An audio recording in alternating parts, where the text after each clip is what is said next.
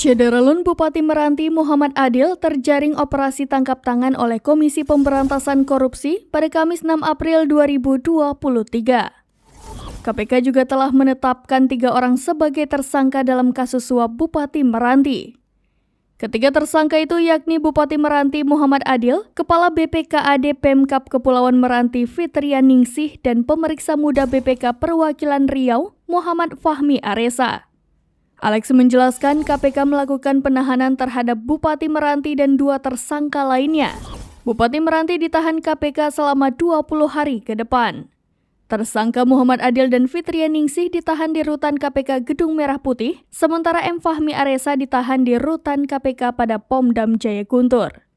Bupati Meranti diduga memerintahkan para kepala satuan kerja perangkat daerah untuk melakukan setoran uang yang sumber anggarannya berasal dari pemotongan uang persediaan dan ganti uang persediaan masing-masing SKPD, yang kemudian dikondisikan seolah-olah adalah utang pada Muhammad Adil. Setoran UP dan GU dalam bentuk uang tunai lalu disetorkan kepada tersangka Fitria Ningsih yang menjabat sebagai BPKAD Pemkab Kepulauan Meranti sekaligus orang kepercayaan Muhammad Adil.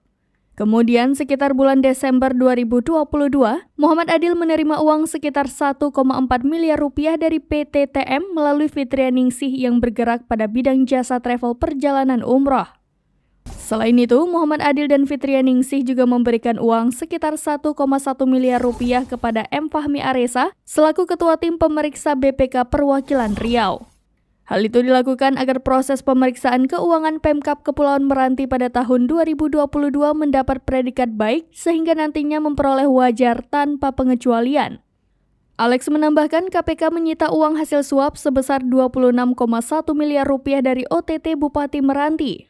Uang tersebut diantaranya digunakan Muhammad Adil untuk dana safari politik Pilgub Riau 2024.